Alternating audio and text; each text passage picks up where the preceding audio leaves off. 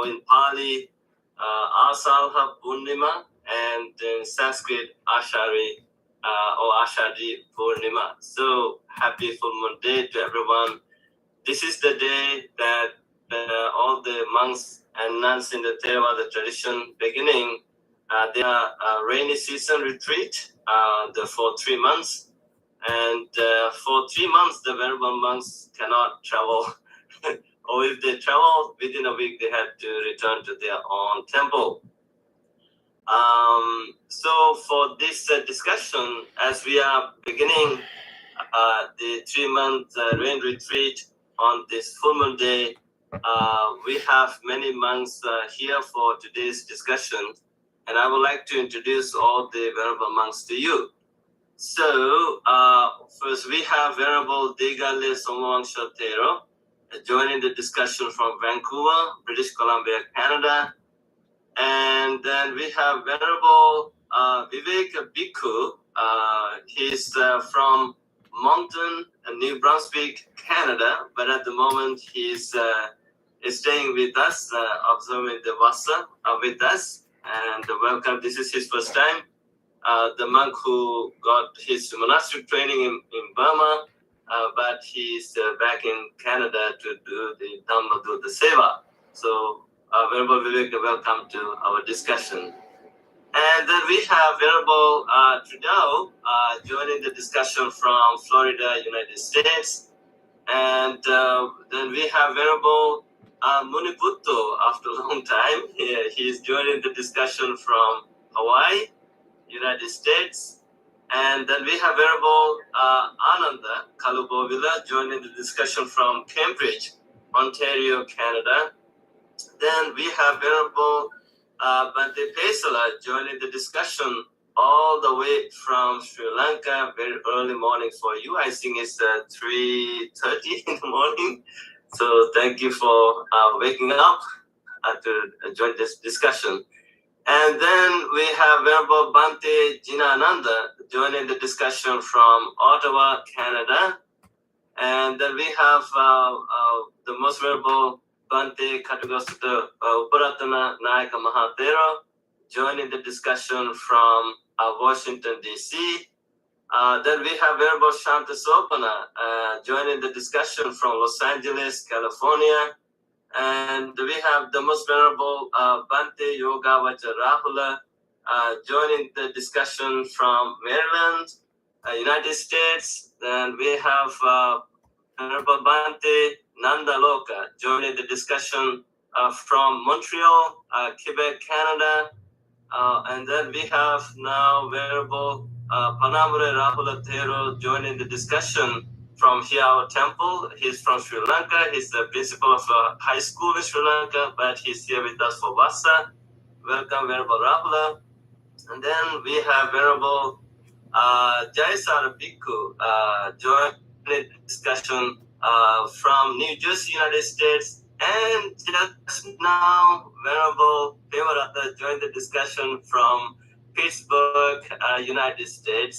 And we have another monk, Venerable Dhammalankaran, and we cannot see him, but he's here with us.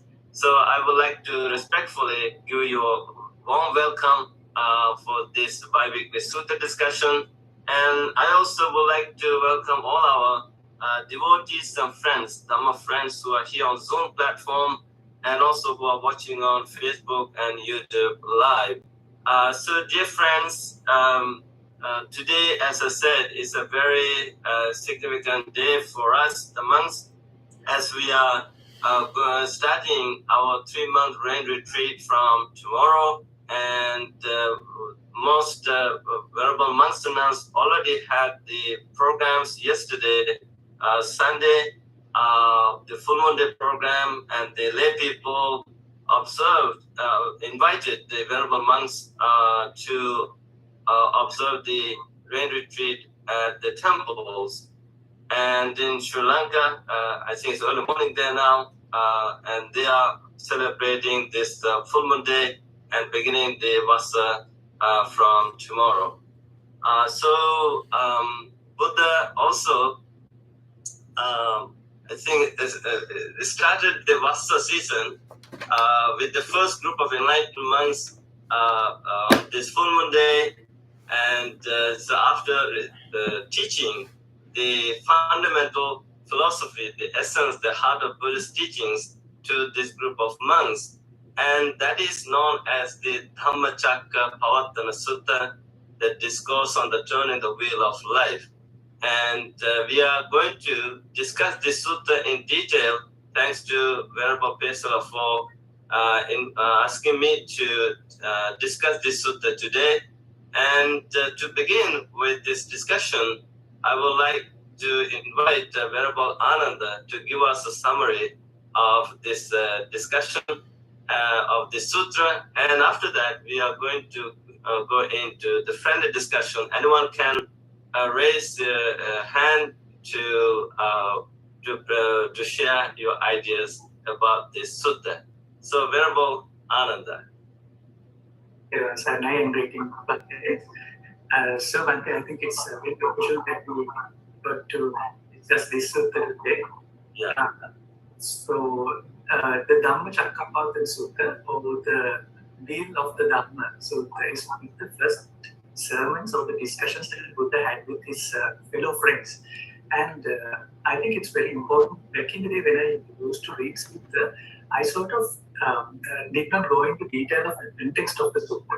But then later on, I understood that understanding the context of the Sutta is very important because it gives you the context about why Buddha came up with particular words or particular discourse or a disposition for that matter. So this Sutta starts at Isipatana, Varanasi Isipatana, which is a very famous place where a lot of discourses were done. So Isipatana literally means the place where the sages would come and go. They would say the sages would fly out with their own magic to that place. Now that there's a discussion on aliens in US, I think people get like that. Isipatana was a place where different sages came and went. So it was a great spiritual place. And then it goes on to say, because these two extremes should not be followed by the one who has gone forth into homelessness. Now, I will take this word homelessness. Very Vikavayanta Pampajitena, and I say it comes from the word Pampajitena. When you say homeless in North America, it means that you have a city hall and there are people gathered here. Usually, they have addiction issues. That's the homelessness meaning in the North American context. But in this context, it used to be a practice few thousand years even before Buddha, which is called Pravarcha. And when Buddha enrolled for path of seeking, there was no Buddhist monks like us, but there was Pravarcha which still existed. The Upanishads, the early seekers of that era, it used to belong into this set of people who would go in search of the truth. They would usually go for a very minimalistic lifestyle, live the day life, and usually a part of celibacy. That was the Pravarcha. So when you say homeless, it means the lifestyle of a Pravarcha, which is not necessarily homeless in the North American context, but someone who's in the path of seeking.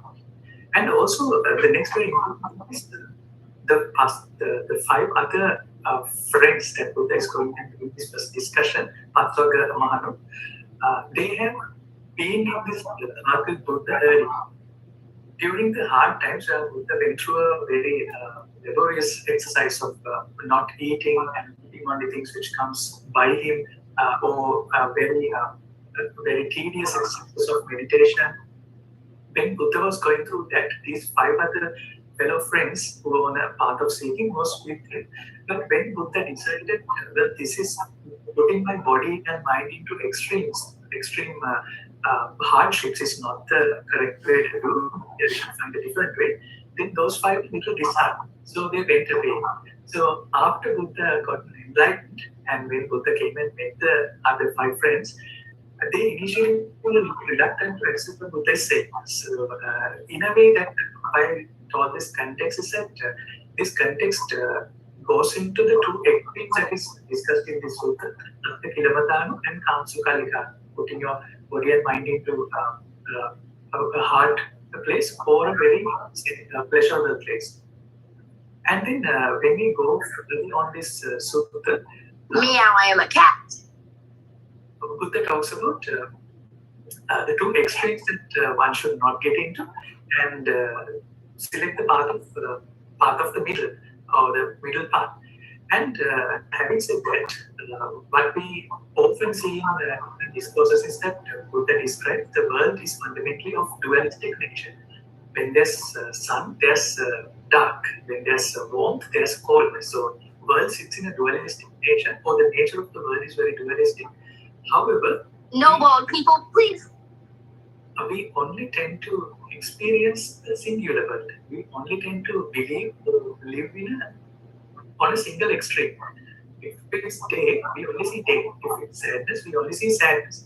But then Buddhism talks about this wonderful concept of the dependent arising. One would exist because of the existence of the other. Iti masmin sati idam hoti.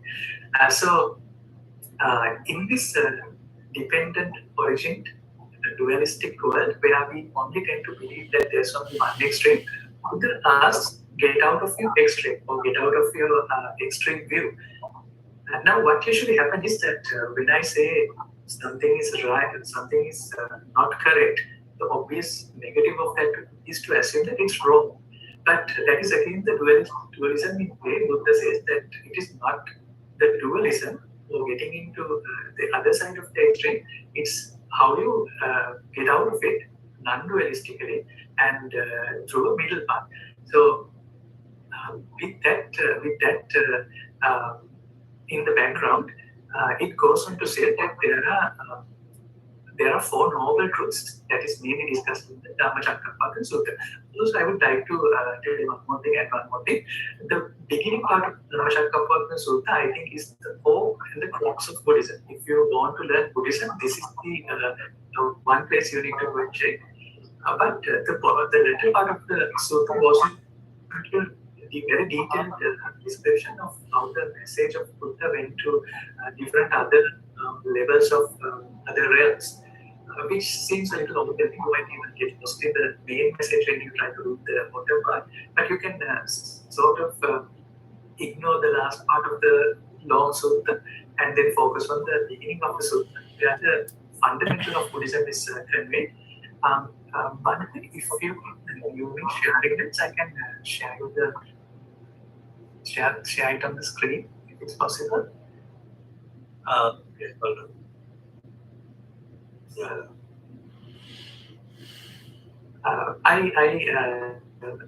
I would like to share it because with these words it's too overwhelming again.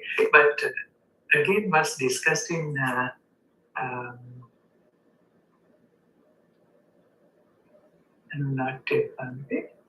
Okay. If you make me a co-host, I think it would. Okay. I think I can do that. Yeah. All right. Yeah. Done. Okay. So I happen to make a presentation on the Dhammacakkappavattana Sutta, so I thought it would be nice to share it. So the essence of Dhammacakkappavattana Sutta goes into these four noble truths. So the four noble truths being the suffering, origin of the suffering, cessation of the suffering, and the way leading to the cessation of the suffering. Now, me being in a very academic path, which is more logical, mathematics based, I loved Buddhism because of this nature, because it's very logical and it has a beautiful way of breaking down the problem. So often we find in technical subjects the root cause analysis, and it's called the fishbone analysis, of where you get to the bottom of the problem and then figure out a way to get out of that. So when I see the Dhammacakkappavattana Sutta, I see a fishbone analysis or a root cause analysis here. So the first one, it goes into detail about what suffering is, and then the origin of suffering, cessation, and the path. So the suffering is again and again we find the same thing repeated in many other suttas done by Buddha, done by the other disciples like Sariputta. Birth, aging, illness, death, union with what is displeasurable, separation from what is pleasing, api sampayogo, pi vipayogo, not get what you want. In brief, the five aggregates clinging to the five aggregates is suffering. So the first can be related somewhat, but to understand the last part, Sankirtena Panchopadanakkhandha dukkha, we might need to have an understanding of what are the five aggregates, form, consciousness, etc., etc. But it gives a basic introduction about what suffering is. Again, I think in previous days we have spoken about Dukkha Sutra and what is suffering in detail, but let me give a brief explanation and let the other ones get into more depth in this. So the first part is suffering, and then we have the second part, which is the origin of suffering. In a very sweet and short, sweet and simple way, it says that it is the craving which leads to the renewed existence accompanied by delight and lust. So I've highlighted the few keywords. Craving is the cause or the root cause of the suffering mentioned here. And this craving can be then divided into kama tanha, bhava tanha, and vibhava tanha, the state of sensual pleasures, a craving for existence and a craving for extermination. So it might not, if we are not very familiar with Buddhism, it might not make any sense, but first one is very easy, the sensual pleasures. Bhava tanha, we can, in a very simple form, we can put it as to be as a human, for example. And then I hate being as a human, and I want to not become a human or become some other thing. So that's the vibhava tanha. So again, in a more serious manner, wanting to be in this samsara is one, and wanting to get out of the samsara can be again said as vibhava tanha. So it's a tricky form of clinging or craving here. And then the cessation of that suffering is mentioned here, the fading away and cessation. When the craving is given up, relinquished, when you're free from it, when you're non-reliant on it. And then it cuts to the path, how you go to the way leading to the cessation of the suffering, the very famous Noble Eightfold Path. So this is the basic of the sutta. And having said that, it again goes back to the very crux of Buddhism. And after this part, Buddha says that I have got the prajna, wisdom, after I got to know that this is Buddha's epiphany of being enlightened. And at the end, it says the five other disciples, they were not yet disciples at the beginning of the sutta, but by the end, after it was discussed over a few days. So this sutta didn't happen on one single day, it happened over a few days, and this is the summary of the discussion. Kondanya becomes Anya Kondan. He becomes someone who he wasn't earlier. And so this is the sutta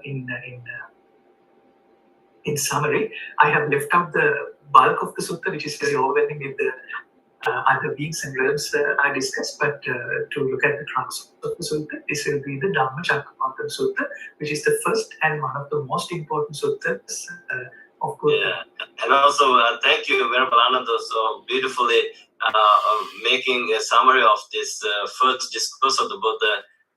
And we also can call it the Deer Path Sermon, right? The Buddha's Deer Path Sermon, the famous sutra, the first sermon, and which contains the essence of the Buddha's teaching, the philosophy, the heart of Buddhist philosophy.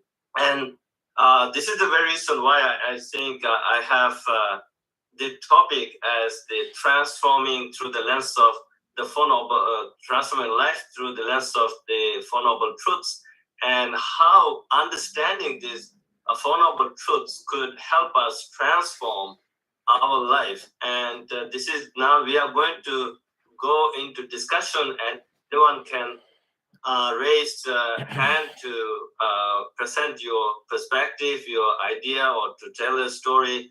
And before that, I would like to kindly encourage all our friends who are watching on Facebook and YouTube Live to share this program on your timeline so that your family friends also could benefit from today's discussion. So let me go to Bhante Yogavacha Rahula.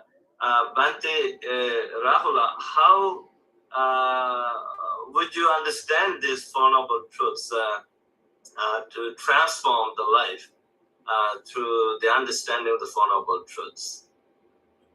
Thank you, Bhante, for having this program and allowing me to say a few words. Well, of course, the right understanding is the first step of the Eightfold Path. So it's important to have that understanding. And basically, it's understanding the Four Noble Truths. Yeah. Definition. And in order to understand anything else, that right understanding is necessary about the cause of suffering and the cessation of suffering.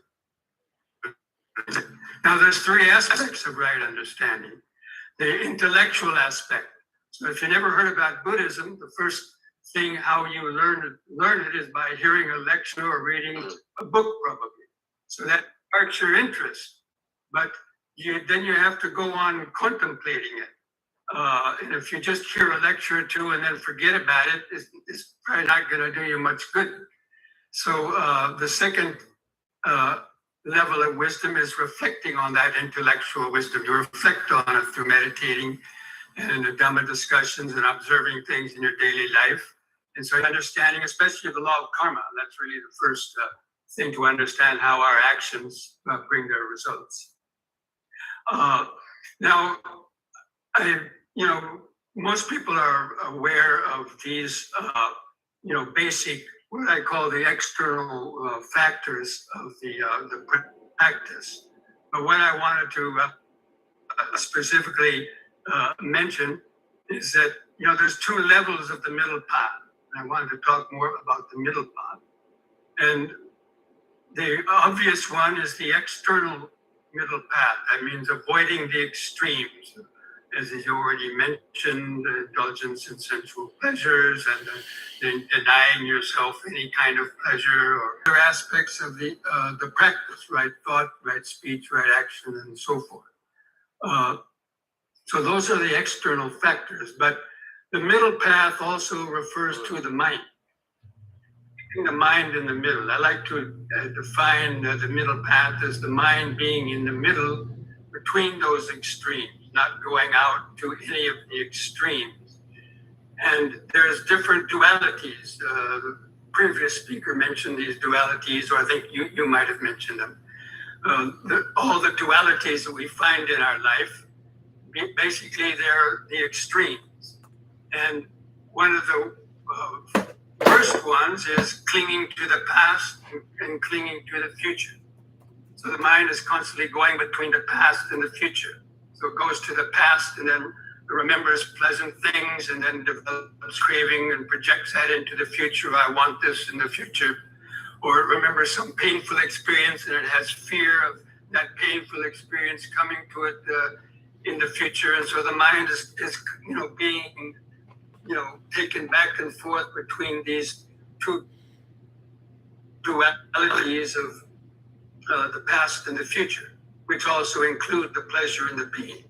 So pleasure and pain are the other aspect, the primary dualities. And this is what makes people's lives swirl around. Almost every single thing that we do is connected with either trying to find some pleasurable feeling if we don't have it yet, or if we have it, trying to hold on to it, protect it, or fearing about getting painful sensations that come to us, or trying to struggle to get away from them and the fear of them not coming into the future. And if you really check up, even in your own life, everybody loves life.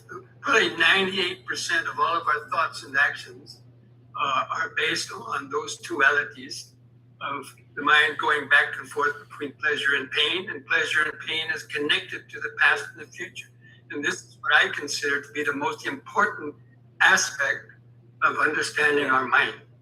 And this is what the Buddha taught us in the right mindfulness, the practice of mindfulness, which is, of course, the step of the Eightfold Path.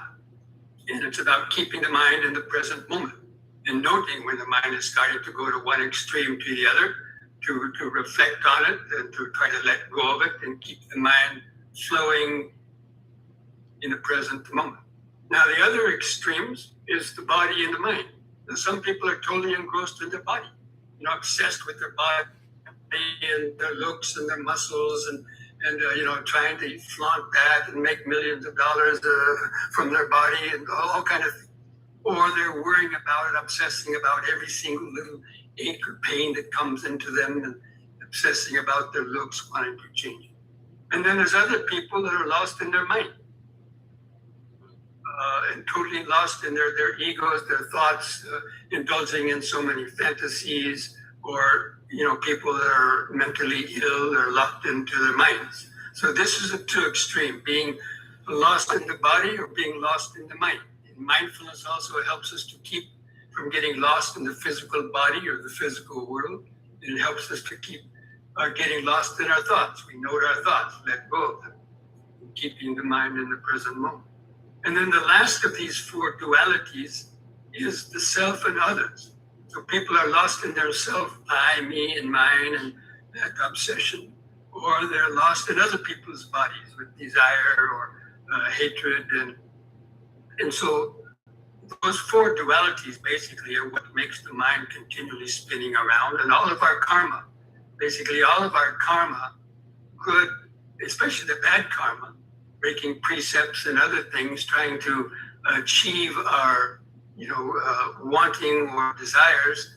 This is really, what keeps people's minds locked into the web of karma. So, the middle path is learning how to bring the mind to the present moment using the breathing or the body, and the four foundations of mindfulness are the way that Buddha taught to achieve this. And until people begin to develop that to a certain extent, they're probably not going to be very successful in the other aspects of the, practicing the Eightfold Path. So, I just wanted to kind of highlight that feature of the middle path. And, the real middle path is the mind being in the middle. That means being grounded and centered in the present moment, because that's where our world is arising. Our world is, the past and the future are just thoughts arising in the present moment. And so that's where we need our mindfulness. And that's really what I would call the internal middle path. Constant present moment awareness. So that's basically what I wanted to share at this point. Thank you, Bhante Rahula, for beautifully pointing out the four dualities or highlighting the features of this middle path, the four dualities. I think when we talk about the Four Noble Truths or this middle way, we don't tend to highlight that part of the teaching, that like how you explain the four dualities. This is also, I think, maybe we can relate this to the Attaloka Dhamma as well, right, Bhante? And it's very important. And also, Bhante Rahul, I really love how you have a very famous slogan or motto. Every time you reply to somebody, send an email under your name, there's a mindfulness a day keeps dukkha away. so this is the mindfulness we need to keep the dukkha away. So thank you. And I see Bhante Jinananda raised his hand. And Bhante Jinananda, what's in your mind? Thank you, Bhante Sarupala, for the opportunity. First of all, I just want to wish each monastic who's going to observe us for this 4 day and who observe us for the last 4 day a very happy and blessed season for Dhamma practice for themselves, and also share the Dhamma for everybody, share the Dhamma with everybody else. So, yes, I just want to highlight few things. If we study this sutta, from different angle, we can look at this sutta and the significance of the middle path, as Bhante Rahul clearly mentioned. From the faithful aspect, I can say that this sutta should read somebody with the help of two important suttas from Majjhima Nikaya, so that you can have a better understanding about the background of the sutta. I think it is beautiful. Ariya Pariyesana Sutta and Mahasachika Sutta shed a lot of insight to understand how the Buddha made the situation for him to deliver the first discourse to a group of 5 monks. I think that's the first thing I wanted to highlight, because without reading both these suttas in Majjhima Nikaya, we may be losing some very important information. How he came to this far, to deliver the Dhamma. It is the turning wheel of the Dhamma. Just like the previous Buddhas, he actually did this with a magnificent way. And the other thing I just want to highlight is the tone of the Buddha when he delivered this discourse is different from other discourses in which the same thing takes place. Because this is the first discourse, and he wanted to tell the world that basically the group for 5 months, that the Buddha has risen and it is me. We see from the beginning of the discourse with the support of Ariparesan and also Mahasachika, the 5 group of monks were not enough idea to welcome that. But one statement of the Buddha opened the eyes of 5 monks that did I ever tell a lie in my life. So they were well known about Prince Siddhartha, truthfulness of Prince Siddhartha, so that they quickly thought that yes, he never told a lie in his life. So that was the moment the 5 monks were ready to listen to the Buddha. There, actually, the Buddha used this discourse to proclaim the 2 gems to the world. Before this discourse, there was only the Buddha. So this is the discourse that he proclaimed the world, that the Dhamma appeared in the world and also the Sangha. So that this discourse, not only the facts, Dhamma facts in discourse, but those significant things around that are really important for someone to have faith on this. That is the important things I want to highlight. And the other thing I just want to emphasize is the second noble truth. Venerable Ananda highlighted some of the ways that we can understand the Kama Tanha, Bhava Tanha, Vibhava Tanha. So a lot of people experience a hard time to understand Bhava Tanha and Vibhava Tanha. In terms of understanding these Tanha in a simple term, we can look at the way the Buddha explained the aggregate of feeling. In terms of understanding Kama Tanha, we know that the desire for sensual pleasure is Kama Tanha in a short form and in simple term, and it is easy to understand. And when we go to Bhava Tanha, if we let's forget about what the commentary says. From the Sutta references, we can understand, in my view, is that Bhava Tanha is the existence of what you are looking for, 6 sensory experiences. Bhava means being, we want to live in that. So, in the first place, we desire for what we see, what we hear, what we sense, what we cognize, and so forth. And the existence of what we are looking for is called Bhava Tanha. So, when we go to Vibhava Tanha, that is the hardest part for many people to understand. But as Venerable Ananda hinted, this is something, the English translation is desire for non-existence. So it is rough and going away from the very meaning if we say that, we desire for being somebody else after the life, after this life, and so on. I'm not denying that it is wrong, but how about if we understand that when we have suffering, when we have unhappy state, our desire is to get out of it.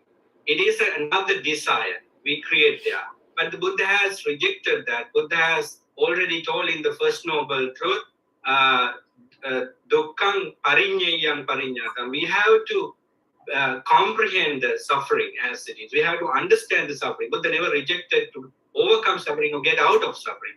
He said that the cause of suffering should be done away with. So that Vibhava Tanha means, in a clear term for me, is to understand the suffering state and make a determination to avoid the cause of that suffering. So that is how we should understand the Vibhava Tanha in my experience and a simple term. So that is what finally I wanted to say. And this is a remarkable discourse, not because of the content, but because of the background information as well. Thank you, Bhante. Thank you, Bhante Jinananda, for giving more references to this sutra. Actually, you're right. To have a better understanding of the Four Noble Truths and the Noble Actual Path, we need to read other sutras where we can see more details. And thank you for explaining the second truth of the Four Noble Truth on the Kama Tanha, Bhava Tanha, and Vibhava Tanha. So I see two hands raised.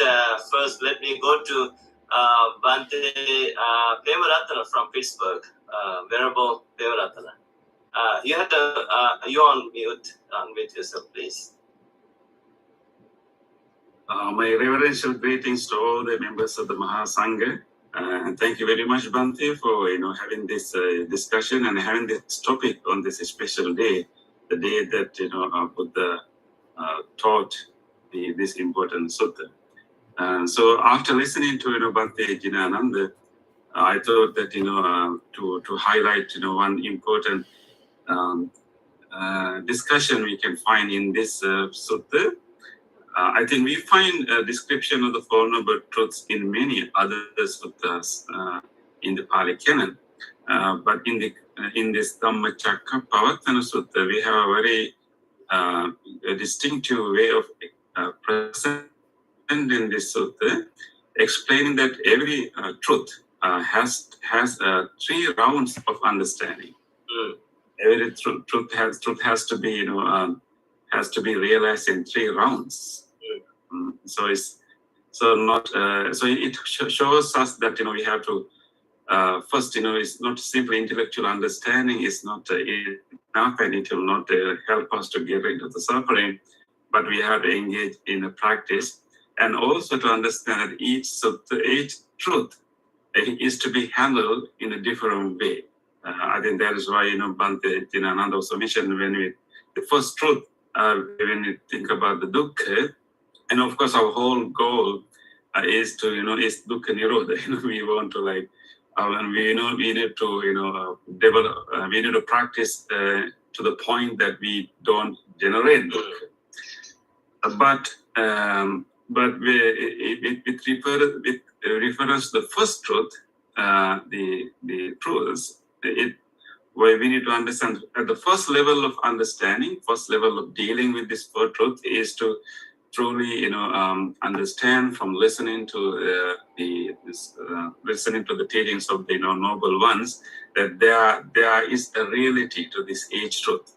There is suffering, there is a cause of suffering, there is a possibility of overcoming suffering, and there is a path to overcome this suffering. So what we call it Satya Jnana, right? Knowing the reality of each sutta, each truth, that there is such truth, real truth in our lives.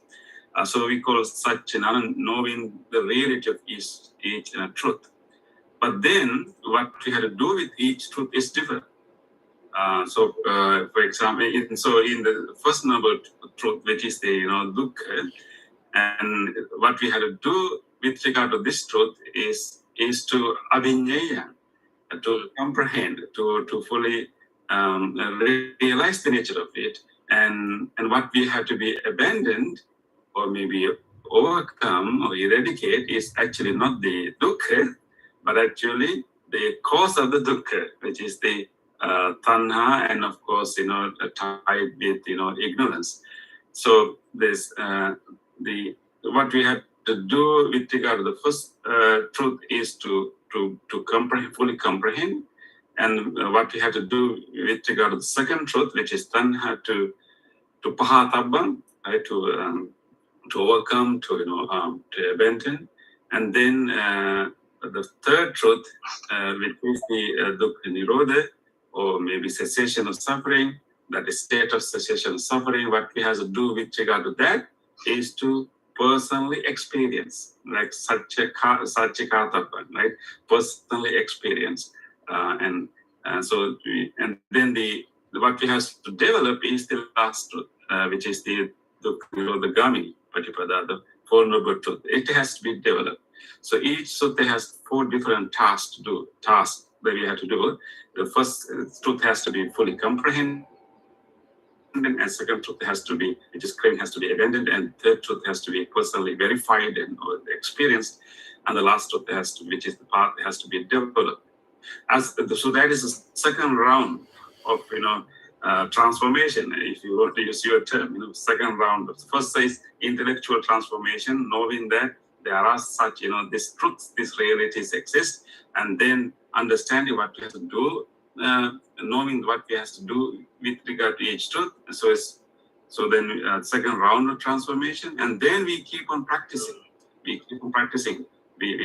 try to comprehend as fully. First, comprehend the first truth as fully as we can. We try to abandon and minimize and eventually reduce to eradicate craving. And as a result, we experience some, glimpses of, craving-free states, and then try to verify and personally experience that, a state of peace without craving. And then we keep on practicing Noble Eightfold Path, with mindfulness and all other items in it. And once we keep doing that, there will be a point eventually that we realize that we have done the task. So abhinyatan, we have fully comprehended the first truth. We have completely eradicated the craving. So we have pahina, we have eradicated, and then we fully experienced the dukkha nirodha, or the nibbana, and then we have fully developed bhavitam, satchikatang and bhavitam. So only the enlightened ones, the arahant, have the third, like a final round of transformation. So understanding that there are three rounds, people think is very important part of this particular truth, which can really guide us to start our practice and continue our practice, and clearly understand that there are four different things we have to do with regard to four different truths. Yeah, that's a very beautiful aspect that you have brought up. That's a famous phrase, right? Evang ti parivartanam dvadasakarang. So, yeah. And even Bhante Buddha mentioned that as long as I have not understood all three rounds, I did not claim to be the Buddha. So I did not proclaim to be Buddha. So he might have, this Satchanyana maybe earlier, but he waited for the whole three rounds of transformation to declare his enlightenment. Yeah, I think because and they did not believe him for that he was Buddha, but then later on, after explaining the Four Noble Truths in this way, maybe they were convinced. Yeah, he's right. He's the Buddha now. Okay, thank you. Now we can go to Venerable Shanta Sobana from Los Angeles. Venerable Shanta Sobana, what's in your mind? Thank you very much, Venerable Sir, and my veneration to all the Venerable monks. And actually, I like the topic that how to transform the light through the lens of Four Noble Truth.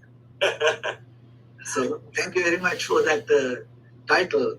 And one day, one of my students asked this question, because in this Four Noble Truth, when we explain about the suffering, it talk about the birth is suffering, and at the same time it talk about the death is suffering. And then he asked me, Bhante, if the birth is suffering, if the death is suffering, why you celebrate about the Buddha's birthday and Buddha's parinirvana?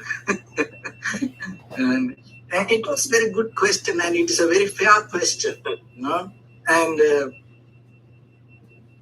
so the reason is actually when it comes to the Buddha's teaching, we have I know that most of the monks know about this. In the early Buddhism, according to the Buddha's teaching, that it is not the only teaching that the Buddha had. The Buddha had many other conversations regarding the life and how to transform the life through many ways. So, but somehow by the time today we have this as a basic structure, it gives us a platform to everyone to come together and move forward through kind of like a certain building up a discipline.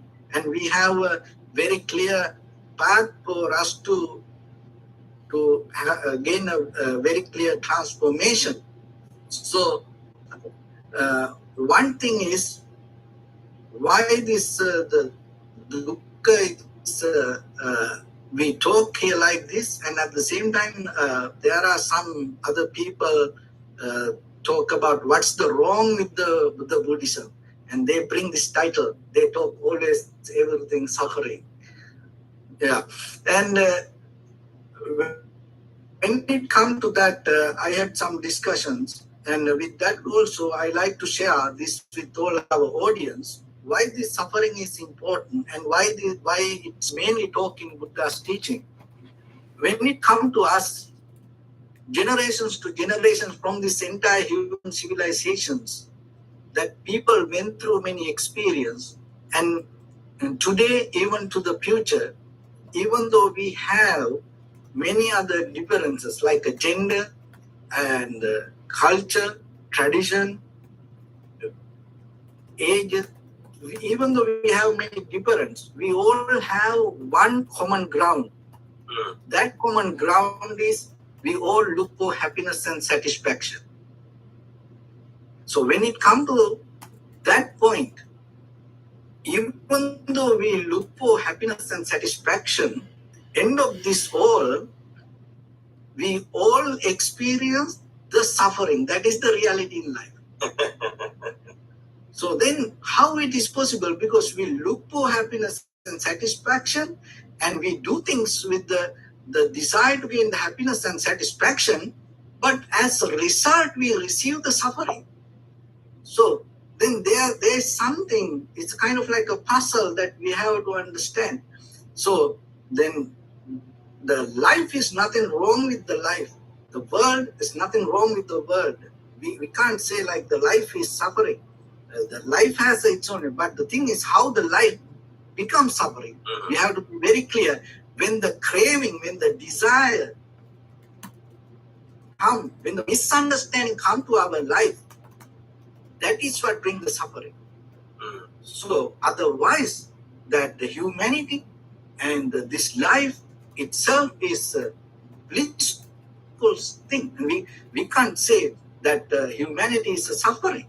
No, humanity is the most highest existence that we can experience as we are. And at the same time, from this point, we can bring many other good things, like when it comes to Bodhisattva, they have greater compassion regarding the world and regarding the all living beings. But still, how this everything can go wrong and bring the suffering to us? Because when we have desire based with the craving, and when we have self-centered mind, and out of that all, we can experience suffering. So then what the answer I gave to my students, birth is itself not suffering, birth is something blissful.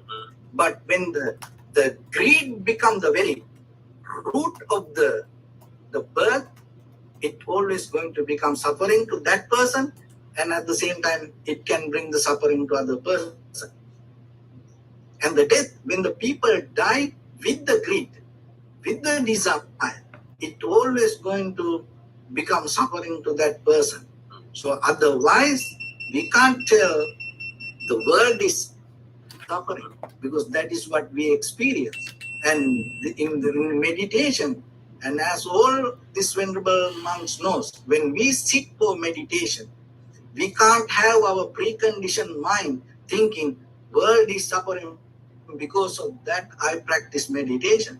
We can't do like that. Then it becomes kind of like a fear-based intention. So then what's the wrong here? That we misunderstanding this teaching most of time.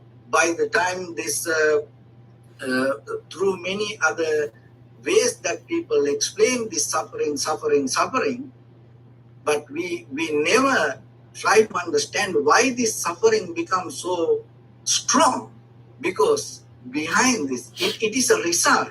Because behind this, we have strong cravingness. The cravingness bring the suffering, and that is the dukkha. So then how we can transform our life?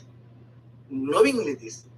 When something comes to us, when we need something, when we want something, when we experience the world, if any person have ability to experience it without any craving or without any self-centered desire, that experience going to become most beautiful experience. So I think if the person become aware about that, I think that person will transform through the lens that he experienced in that very moment. Himself, he has ability to bring the transformation. So that is what I want to share. Oh, thank you. Thank you, Venerable Shansa Sobana, pointing out this. In fact, there's a common understanding among the people, even in the books published by the Western education boards. One misunderstanding you can see, they are saying life is suffering. Actually, Buddha never said life is suffering. What he meant by this, there is suffering in life. So there's a huge difference between these two. And also people may misunderstand the craving. So sometimes they ask, so what's wrong with craving? Well, the real meaning, literal meaning of craving maybe is called thirst, right? It's tanha or Sanskrit trishna. The literal means thirst. You're never satisfied with anything. You want more, more, more. So it's a kind of heat people are looking for constantly. So this is something to understand in order to transform our life.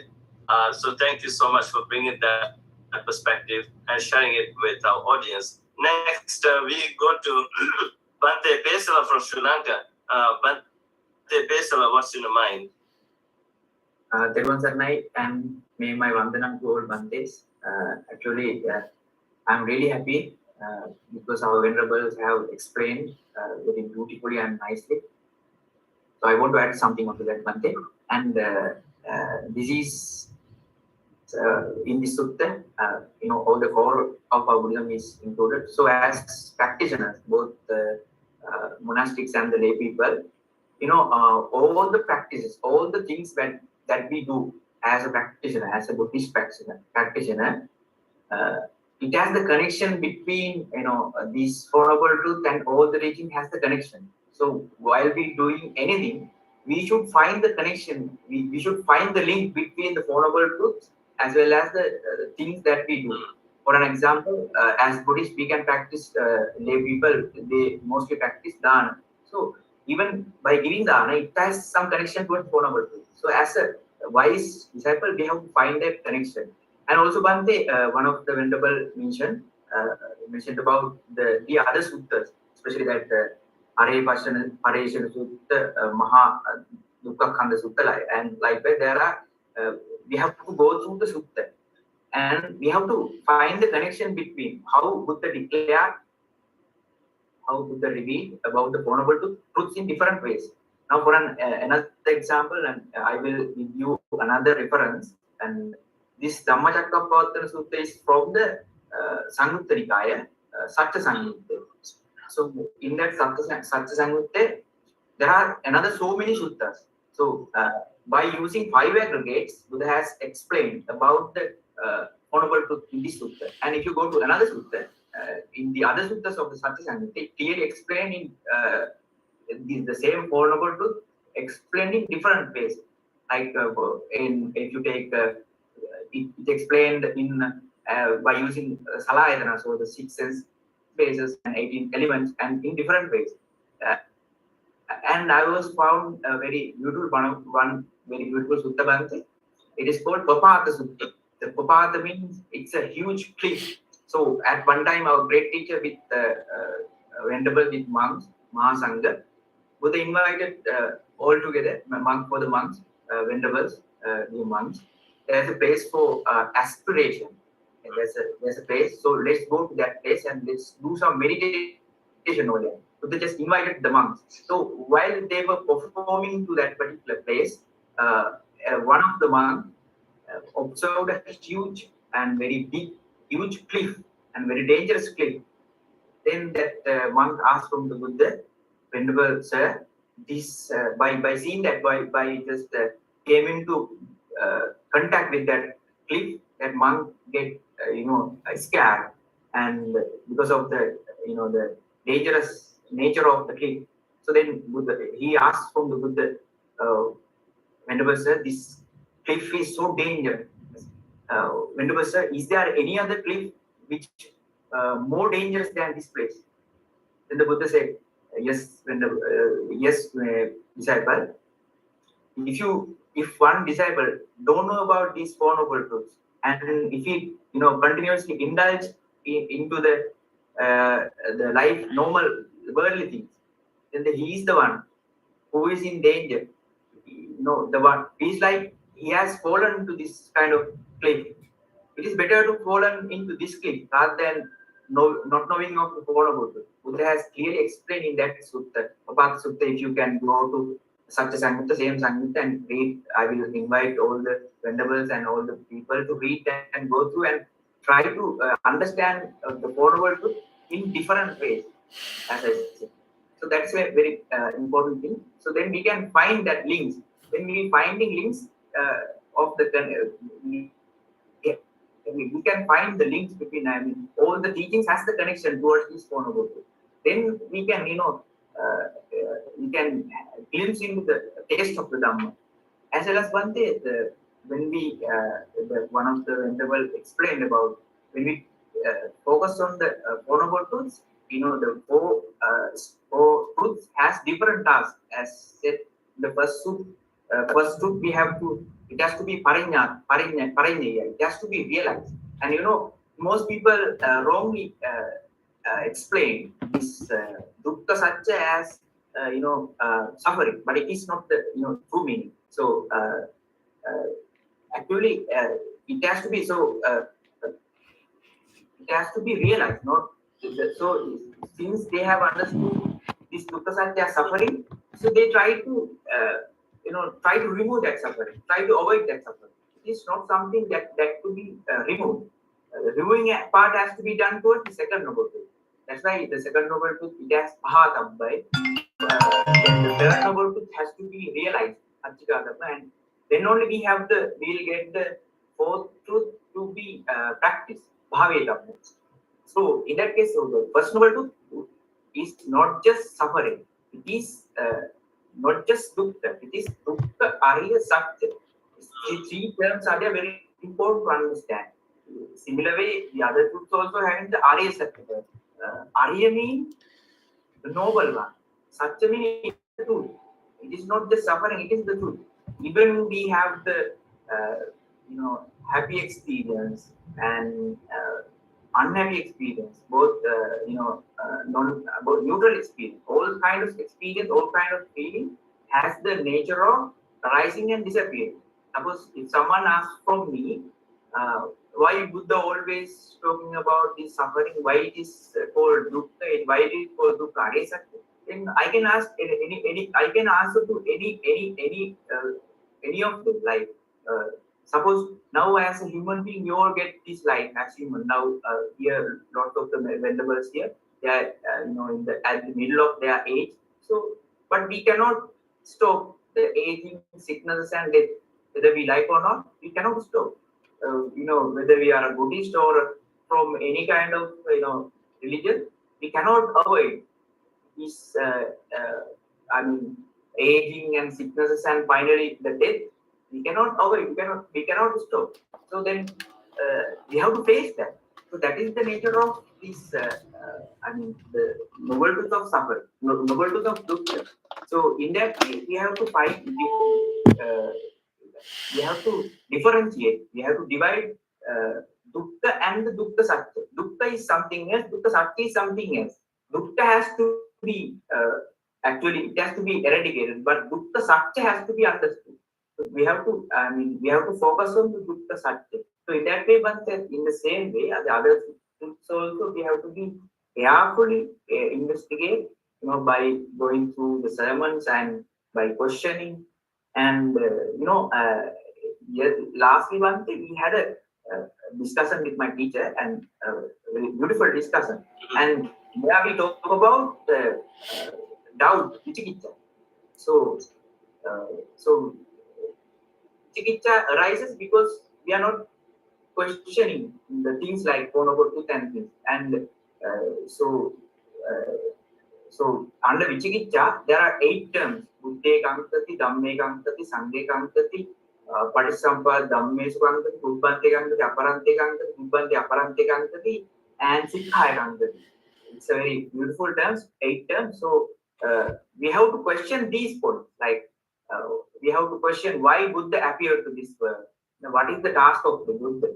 And what is the Dhamma? Like this factor, about questioning about the phone about it, and how it relates to the other teachings, like the 6 sense basis. As I said, in that way we have to question.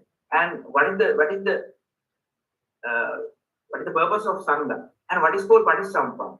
And suppose when one try to understand about Patisampada, then he obviously trying to understand about the phone about it. Yes, I mean. Same thing. Patisampada means same thing. It's the phonobotic, the causes and the the result. And then Ubbante Pankati mean how the past has we have doubts on the past. How in previous life how we lived, and yesterday how we lived, and we have some doubts on the future. But when you understand the phonobotic and the Patisampada, we know even in the past, the Patisampada happens, even in the present, Patisampada is happening, and in future also the Patisampada is happening. So all the doubts will be, reduced about the 3 times, both past, present, as well as in the future.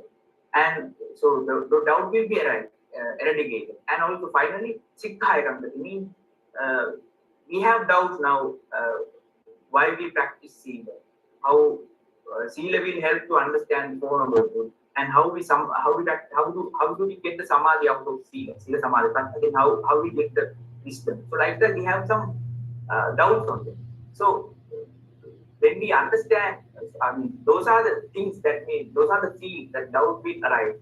So when we go through teachings like this, books, and also if we can relate other practices and other things into this phonobook, then we can expel the doubt.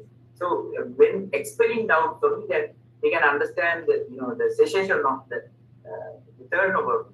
That they can understand the cessation of the third noble, the Dukta Nirodha Satya. So there is a cessation of all the things. Then only you get the the path. Bhaveta, the Noble Eightfold Path, we understand only that.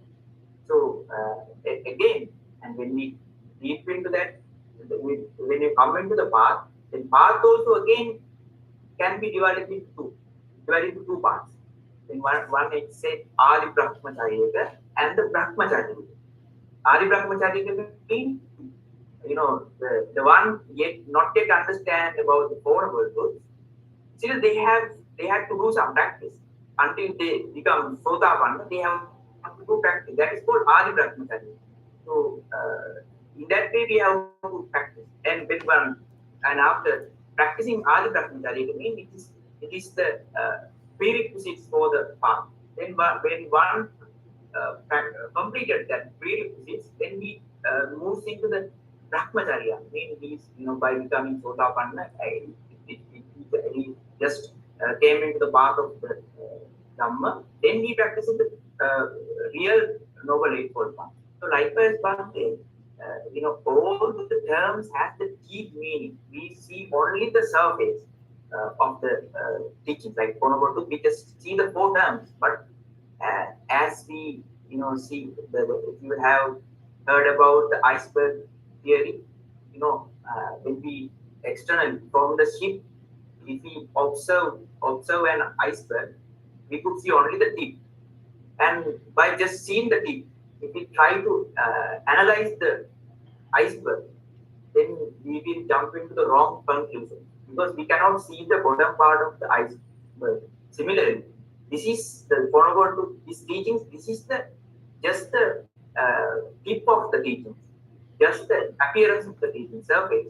You have to go deep into the the teaching. Yeah. Then we can find the whole surface and we can clear our path. And then if we can clear our path, then we can find the satisfaction and all the answers about Buddhism. Suppose as one of Venerable said, one has questioned that the death is a suffering, but the Buddha's death is it's a blissful. That is because when we are in the worldly things, gaining is gaining something we get. It brings us the happiness. But in the path of Nibbana, it is the opposite. When we lose the attachment, it brings us the happiness. Similarly, and the death it means the noble one. When they pass away, that is the time they will completely enter to the Nibbana.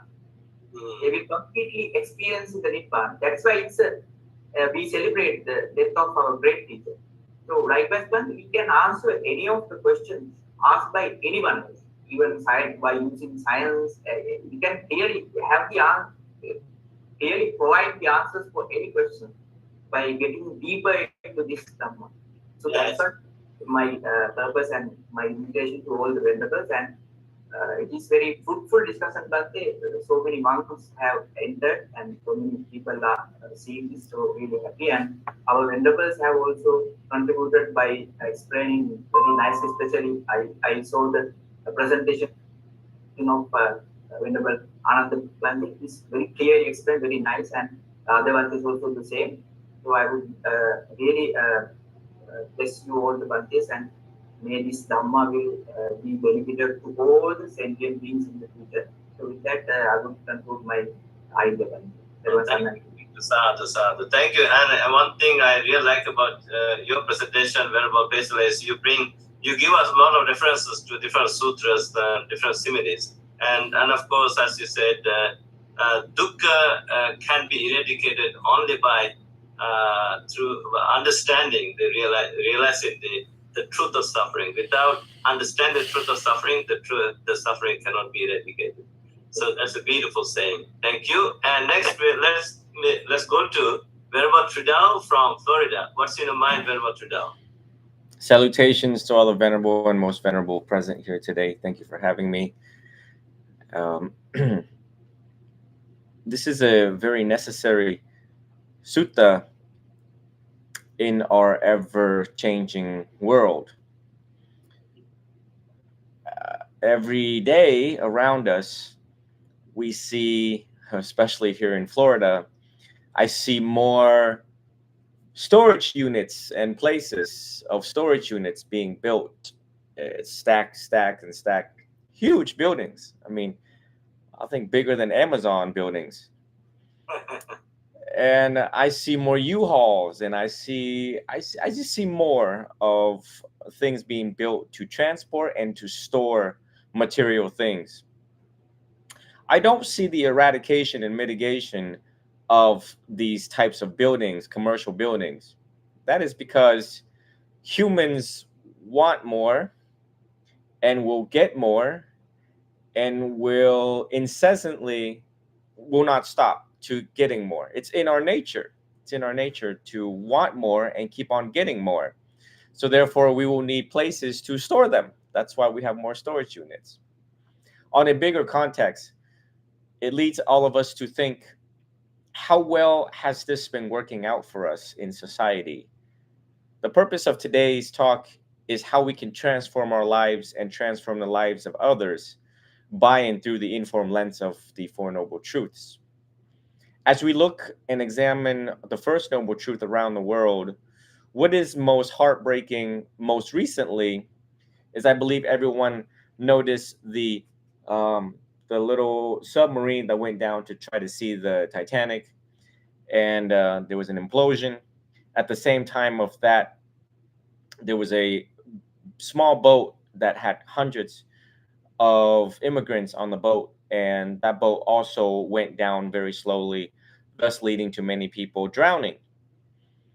Because in life, when we look at the five aggregates, and Vedana is that we don't want to suffer, we want to be reunited with our loved ones overseas. We don't like and don't want the suffering in our country, where there's bloodshed and injustice, so we want to flee, and many more immigration issues and migrant issues across the world that leads to people taking extreme measures. The extremes is what we also discussed today, as indicated by Most Venerable Rahula. And I see less compassion and less understanding from our leaders, and less compassion from the hearts within the people of the world. Makes us try to redefine, really ask ourselves in honesty, in truth and honesty, is that truly how well has this been working out for us? Where we look and turn a blind eye to our fellow neighbors, to our fellow Buddhists, to our fellow non-Buddhists who are suffering across the world, right here at home, then what is it will unify our world? What story will unify our world? We were united by and through storytelling. When we look at chimpanzees and other primates, they can only gather up to perhaps 50 to 100, 200. We humans can collaborate in millions and now billions of people through shipping and commerce. But it was by and through storytelling. It's funny that everybody across the world believes in money. And now money is something that you cannot touch. Money is now information being transferred from this phone to that phone, from this laptop to that laptop. It's just a number, information. And it caused so much suffering. And people go to great lengths to commit atrocious crimes and murder for this idea and belief of the story of money. But yet, slowly, people don't analyze the story of the Buddha. The one philosophical story that is so meaningful and purposeful that could unite humanity together to solve a common problem of preserving our planet, increase happiness, longevity, cohesion, and unity. So the Four Noble Truth does just that, and this was a very appropriate topic, as it reminds all of us, Buddhists, non-Buddhists, and to topic as it reminds all of us, Buddhists, non-Buddhists, and to be Buddhist people out there, that the more we see the story unfold in our lives, the more we understand the Four Noble Truths, we can start to turn the wheel in our lives, first and foremost in our lives, the Dhammacakkappavattana Sutta, the Dhammacakka in our own life, and to see the slow, gradual transformation. It is each human part and responsibility to prove us wrong. You all are supposed to prove all of us monastic wrong. You all are supposed to prove the Buddha wrong and see if in fact meditation does lead you to peace, if what we're saying does in fact lead you to happiness. And it is my hope and constant encouragement for everyone to meditate on the Four Noble Truths, and often, as I often meditate on the Four Noble Truths, review this closely, examine it closely, and also test all of the novice monks that I'm training. This is, in fact, will be the unifying story. This is, in fact, will be the unifying platform in an ever-changing world with the existence of course, AI, given the last talk, and all of the technological advances and the many more material things that will prompt human desire all the more stronger. And this is the medicine that is needed in humanity, the very serious, potent type of medicine that is very much needed in humanity now than never before. So I appreciate Venerable Pesala for choosing such an appropriate topic, as things are changing too quick for us.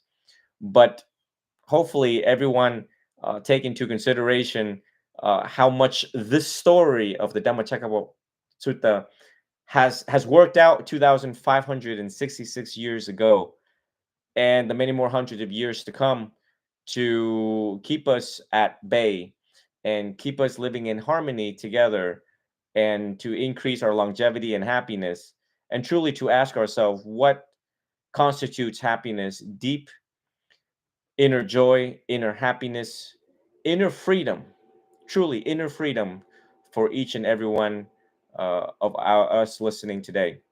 I'd like to conclude my contribution and thank you for having me. Yeah, thank you very much, Rajao. In fact, you're right. People will never have enough.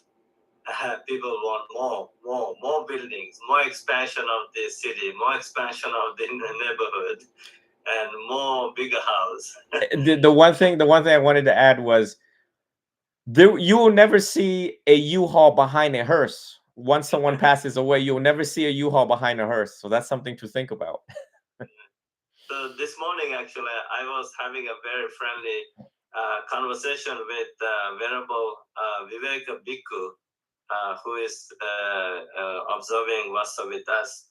And so he has personal experience of dukkha, how this personal experience of dukkha led him to become who he is right now. So I would like to invite Venerable Viveka to, maybe shed some light with respect to the Four Noble Truths. So thank you, Venerable. I'm not sure I can shed some light, but I can share my experience. And so many words from so much wisdom, knowledge from the scriptures, and also some examples of how these Four Noble Truths are illustrated in our world, as Venerable just shared with us. A story came to mind, and it's an experience. So I'm going to tell it. It's going to be a story, but it was actually my experience, which I think expresses the Four Noble Truths. So I'm in Burma, training as a monk. One of my duties is to mop the floor of the hall where the monks live. Of course, I'm practicing mindfulness. So this is the main ingredient that changes this whole story. Without mindfulness, without awareness, it wouldn't be the same story. So just keep that in mind. I'm mopping the floor, and in my mind, I'm seeing the desire to sit down with a cup of coffee, a 3-in-1, because that's what they drink in Burma, and to read a good Dhamma book. But I'm here mopping. So it's just like the other Bhante, Venerable Rahula was saying, the mind going to the future. I would like to be in that situation, drinking a cup of coffee, reading a good Dhamma book. That would be great. But unfortunately, I'm mopping the floor. Now, this is happening at light speed in the mind. It takes me for longer to tell it. But at that time, I'm suffering. I'm mopping the floor and suffering. And then because there's mindfulness, I can see this happening. And then all of a sudden,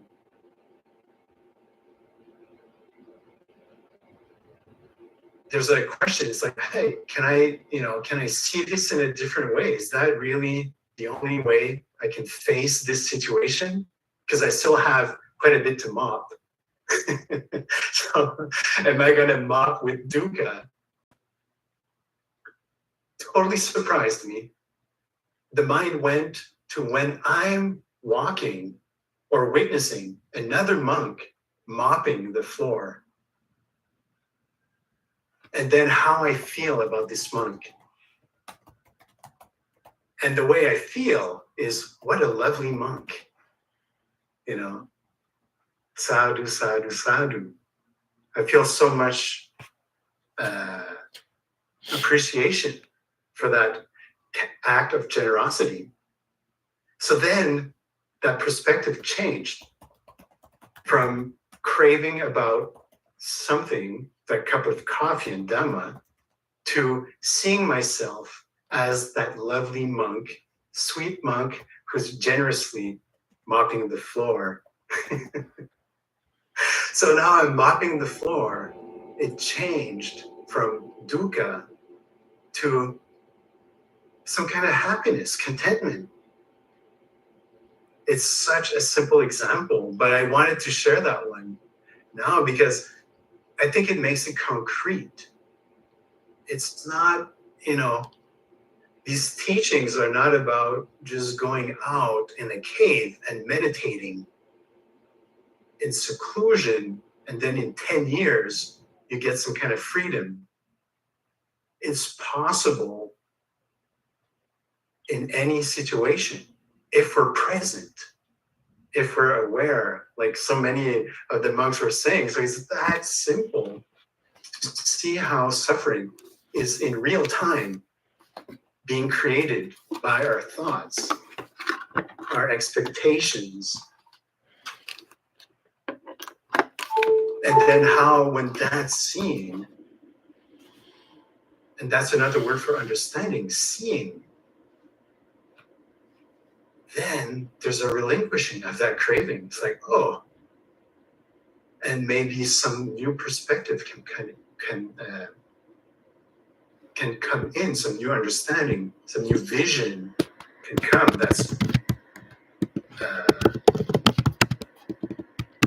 much less suffering and even, pleasant, delightful. So that's not the story you wanted me to tell. I know. Very well. Yeah, no, that's just a great story. Yeah. Yeah, sometimes people love to hear some personal story, the personal transformation. Maybe some other time, I will invite you to tell your personal story, how Dhamma or maybe the Four Noble Truths helped you become who you are today. So I'm going to ask this question maybe some other time, maybe our next discussion. Sure. That was just a little short mob experience. Yeah. So mob we can. But that is a great. A bit less suffering and a bit more. Yes. Happiness. Thank you so much. And I see there's a hand raised by Venerable Dhammalankara from Sri Lanka. Venerable Dhammalankara, are you here? Yeah, yes, please go ahead.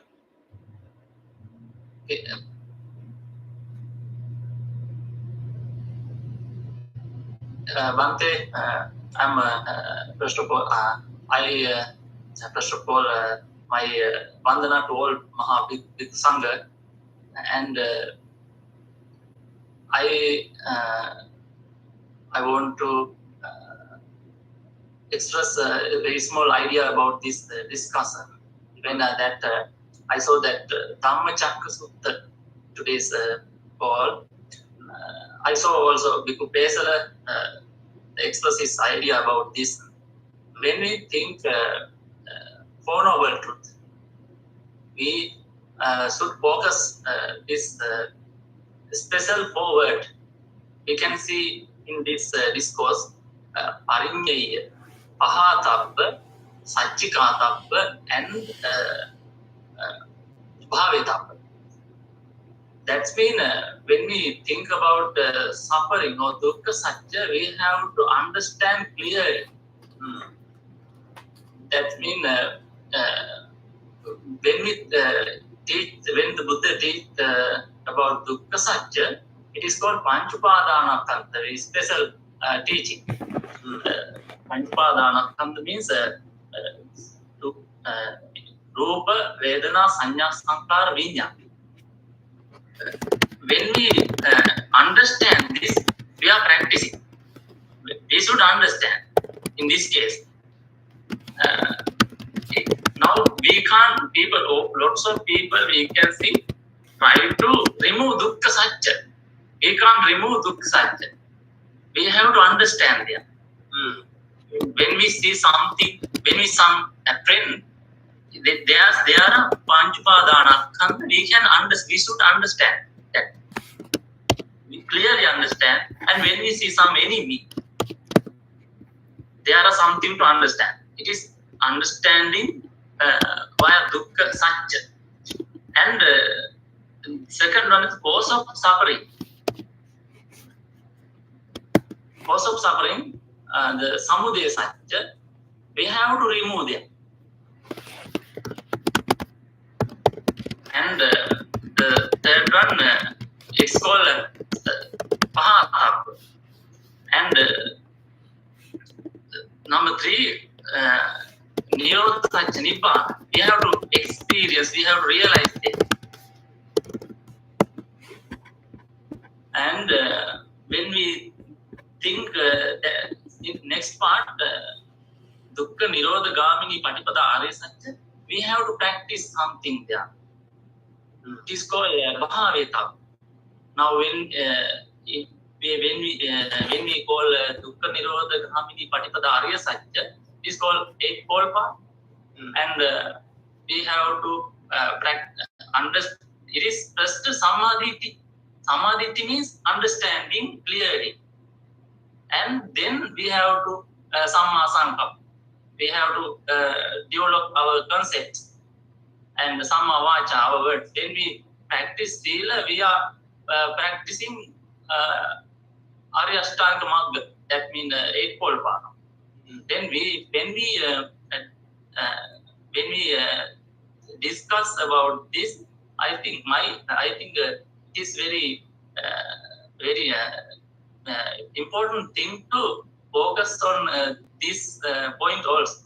I think this is my idea about this sutta. I thank allowing this occasion to me. Yeah. No, thank you very much, Dhammalakara. I know this is your first time, and you have a great interest in joining this discussion and making more contributions. I know you're like a venerable Pesala. You can give a lot of references to these discussions, especially the sutra names.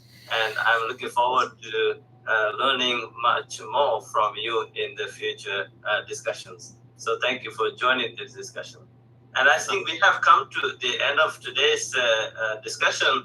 I know more can be discussed. I think we did not really discuss the most important part, the last one, the Noble Eightfold Path in detail. Maybe our next biweekly discussion should be based on the Noble Eightfold Path. So where we can share more stories, more insights with our audience.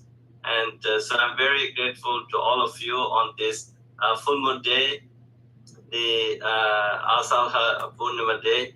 All of you made time to join this discussion and to share Dhamma with our audience. So to conclude today's discussion, I would like to invite Venerable Nanda Loka from Montreal. Venerable Nanda Loka here. Bhante Nanda Loka from Montreal, Quebec, Canada, to recite over the Patimokkha verses.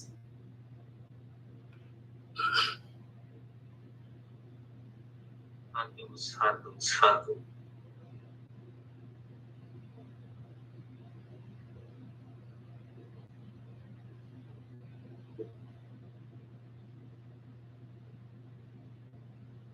Appa papansa akaranam usaransa upasampada sacitta pariyudapanam etang buddhana sasanam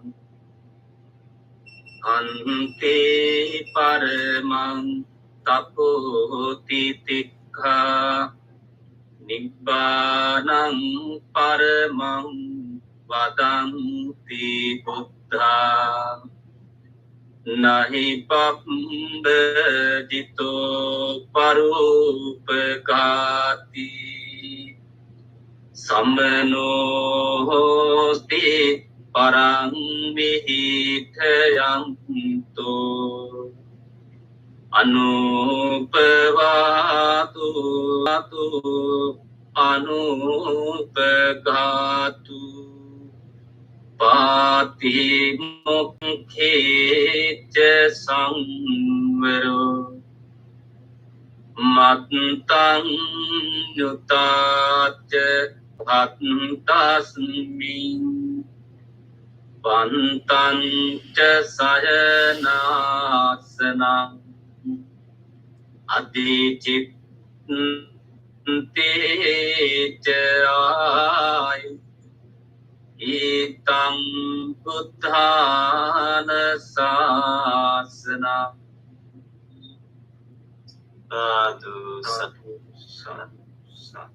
Thank you, Bhante Nandalokta, for beautifully reciting the word of Bhante verses today, and much merit to you. I'm so happy and grateful to all of you for coming together on this Zoom platform from different cities in North America. This is what Buddha said, no, Sukha Sangha Samaggi, unity among the monks is a great blessing. It's a great joy and peace. I think everyone should come together like this to have a friendly discussion for on spiritual benefit.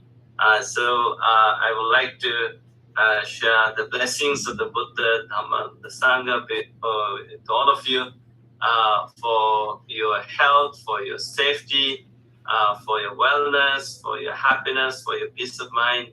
And may Devas, celestial beings, divine beings, continue to protect and guard all of you with divine blessings for your health and safety. Sabbe Satta Bhavantu Sukhitata. May all sentient beings be well, happy, and peaceful. So with this in mind, I'm concluding today's discussion. And good night from Canada. I'm hoping to see you all in our next discussion. Until then, be well. Bye-bye.